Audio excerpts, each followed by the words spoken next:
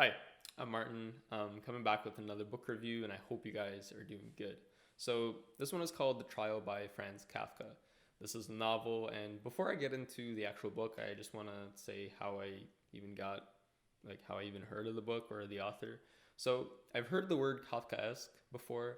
I wasn't really quite sure what it meant, and I remember watching one video where it was mentioned, and I was like, okay, this is the last straw. I got to figure out where this word comes from and what it means, because I had these ideas, but I have no real way of validating them until I Google the word. And it turns out that this word is created after the writing of Franz Kafka, who is the author of this book. And it basically just means dark, disorienting, with elements of absurdity, that sort of thing. I think it's important to mention that Franz didn't actually get to finish the book or publish it. And in fact, it was his friend that, against his death wish, published these works, among other books, that would never have seen the light of day had it not been for his friend. This book was initially unfinished. I think it was in the middle of chapter 8 that it was written up until, it's kind of an abrupt ending, but I'll get into that a bit later. Basically, this book is about a character. His name is Josef K, and throughout the whole book he's referred to as K, so that's a little annoying. But back to Josef himself. He's a 30-year-old man, and in fact on his 30th birthday, these two police officers come into his apartment and just arrest him. Now, this arrest isn't a very typical arrest that we might think about today, where somebody is, suspected of a very specific crime, for example, and put into handcuffs and then dealt with in a very orderly manner. This book, in fact, the whole book is very disorderly, which I'll get into in just a minute. But basically, these officers come to his apartment. They sort of detain him. They're just kind of lounging in his apartment, blocking him from going to work. It's also his birthday. They're telling him that he is arrested, but they won't tell him for which crime. And that's actually a very big theme in the book, is kind of like, what was he arrested for? And as the reader, you're kind of begging to find out, like, what did this man do? Because he seems innocent, or at least you don't know much about him. You get direct access as a reader into his thoughts, and you could tell that he actually has no idea why he's been arrested. It's also his birthday. One of the police officers eats his breakfast. They're talking very rudely to him, and they're not doing anything specific. They're not trying to take him somewhere. They're just kind of sitting, and he's wondering what he did. They're obviously kind of blocking the entrance, and that is how the book starts off. It's a little disorienting at first. He gets arrested for no reason. They can't tell him why he got arrested. But the rest of the book continues in a much weirder fashion. And this is where the term Kafkaesque really kind of shines, because while you're reading this book, you're waiting for something to start to make sense or become more obvious, but it really doesn't come about. So from the title, you could tell that the book is about the trial that ensued after this arrest. The trial itself makes even less sense, and by the middle of it, you kind of give up on getting the real, explicit explanation of what's going on, and you almost have to apply your own spin to the book, apply your own interpretation, if you will. Kay's first hearing goes a little something like this. He's basically instructed to go find the court in a town, and he's not given very explicit directions on how to do so. So when he does get into town, it's a Sunday, and he's kind of instructed to come up there every Sunday. And when he gets there, he has trouble finding the buildings. It looks like a residential area, and obviously a court should look like a court.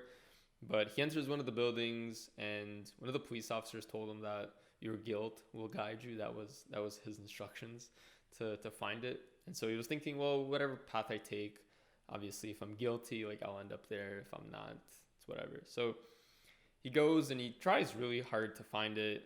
He goes up the floors in the building, talking to people, asking about courts, but can't find any concrete information. He continues to go up, and he eventually finds that some of these apartments double as an office as well as somebody's living area.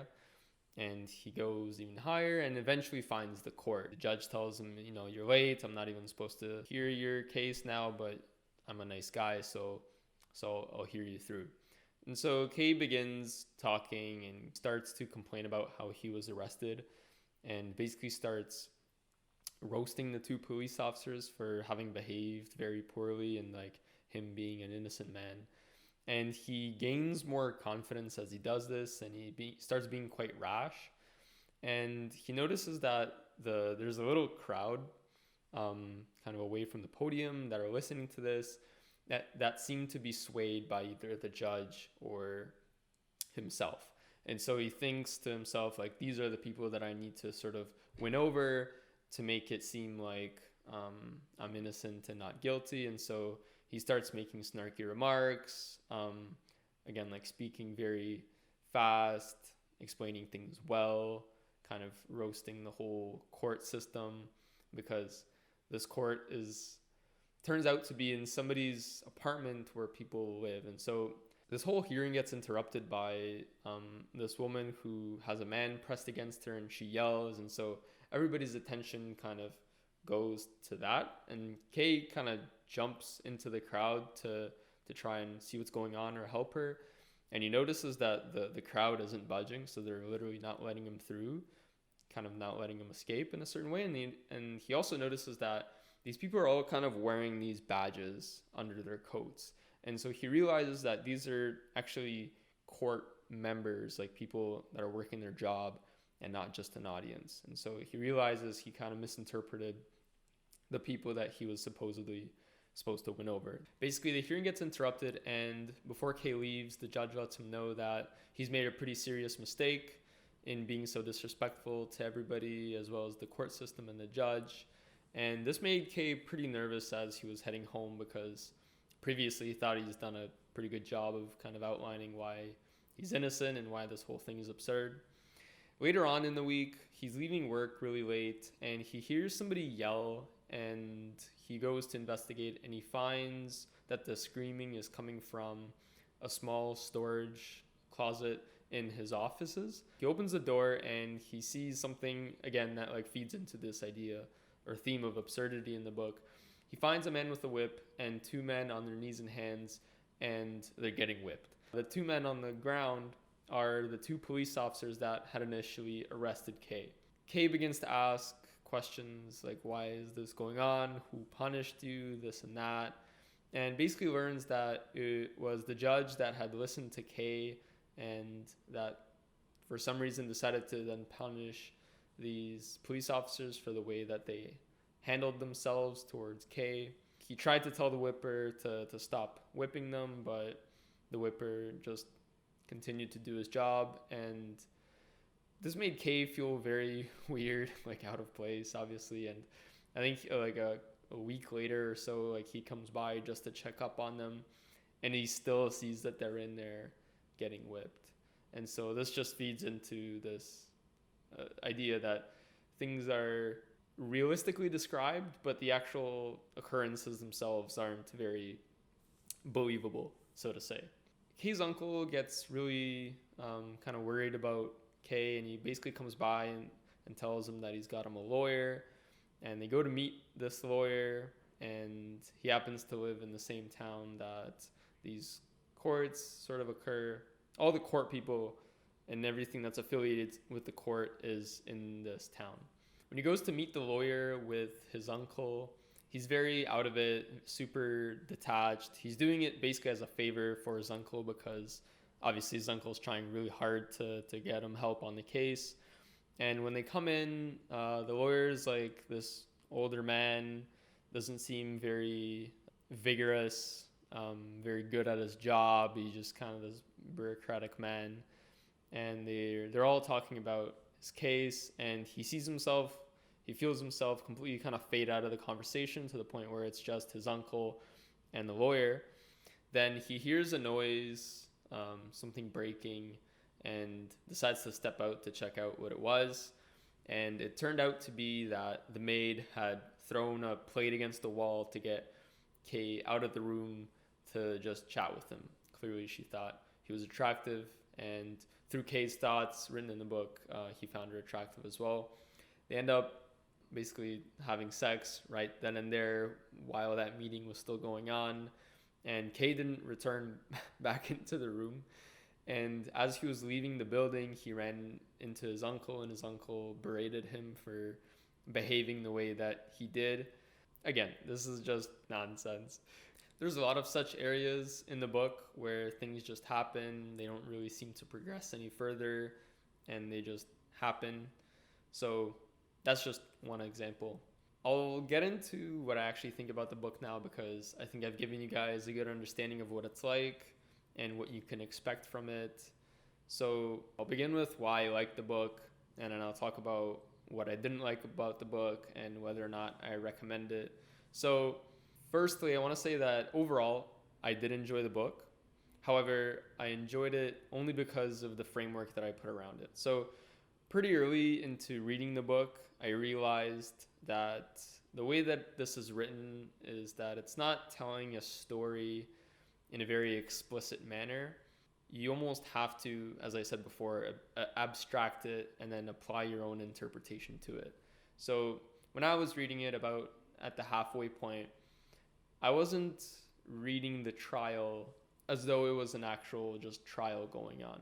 I was thinking about it through the lens of, this could be any process or problem that might come at you, and you're trying to solve it, but things don't really make sense to you. Generally viewing it from this lens, being able to tie in your own meaning into the book, I found it a lot easier to actually enjoy it, because if you actually try and understand what is going on, you'll basically have questions that don't get answered for as long as the book continues. These questions are very basic. Basically, what is he guilty for?